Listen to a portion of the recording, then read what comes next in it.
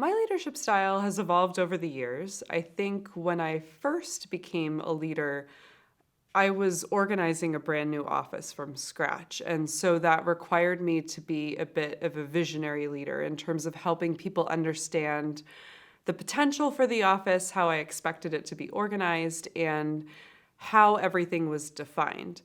Now that we've been up and running for 8 years and we've incorporated postdocs into the fold and there's a mentoring component, I hope I've shifted into more of a coaching model where there is still a vision and a set of goals and ways in which we're evaluated, but the people on my team have much more autonomy to figure out how they contribute to that.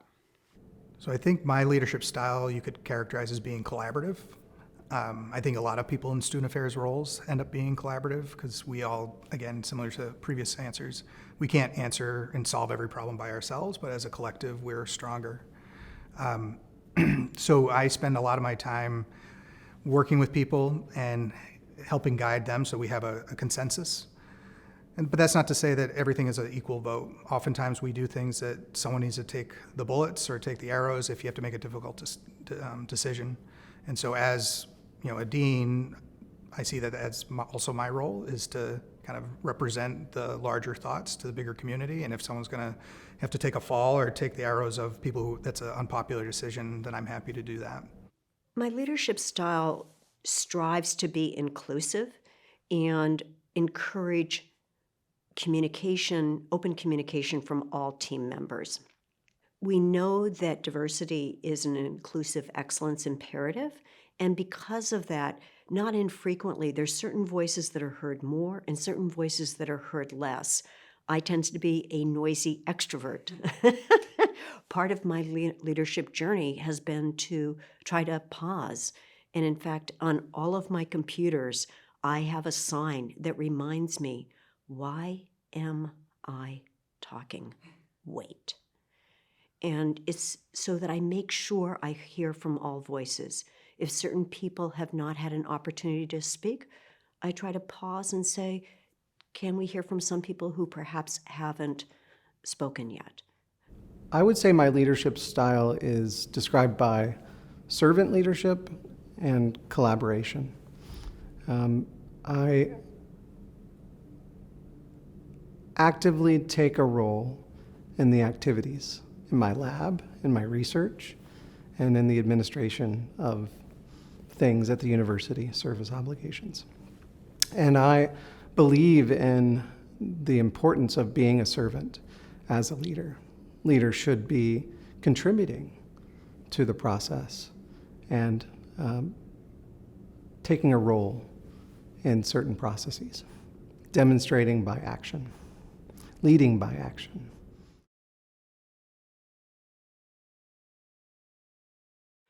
Everyone can lead in different ways. There's leading up, leading within. Obviously, there are specific roles that are defined in leadership ways. So there's a role for everyone to play. Everyone has their leadership moment, so to speak. I like the annual review process for postdocs as a way of acknowledging where have I seen them lead, where may they have missed opportunities that I can see with the higher level lens that I have, and how do I bring those opportunities forward to them in a way that they can capitalize on them. It's important to keep in mind as a mentor that your style, or in my case, my style, is not the only way to be effective. I have been effective as a leader, but projecting how I do it onto another person may not be authentic to them. So I can share from my positionality and with my identities and my experience how I do it so that they understand my why and how.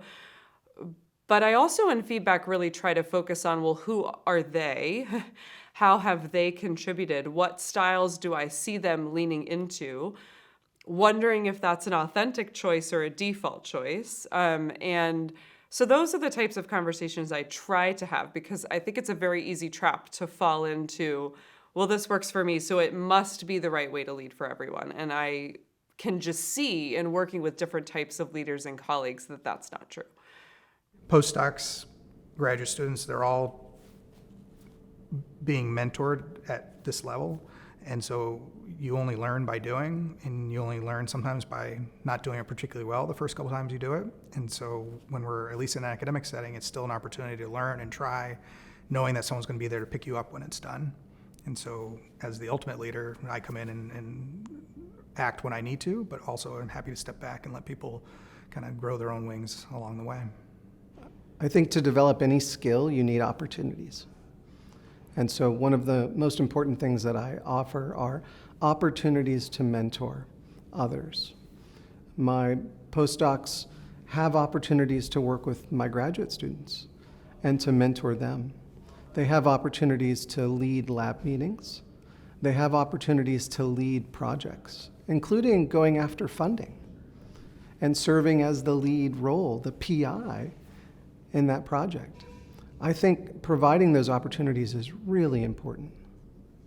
And by having those opportunities to succeed or experience challenges, we have opportunities to give feedback and to sharpen the skills that they have for dealing with more challenging situations and bridging things towards success. For postdocs particularly, another concept I think they need to remember is they have the opportunity to up-mentor. And that's a fascinating concept that I wasn't introduced to only about a decade ago.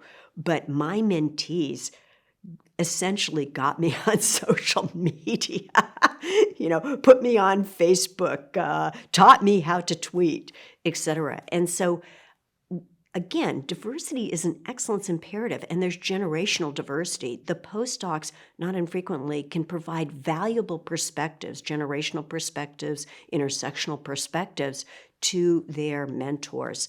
And hopefully their mentors are encouraging them to bring forward diverse ideas.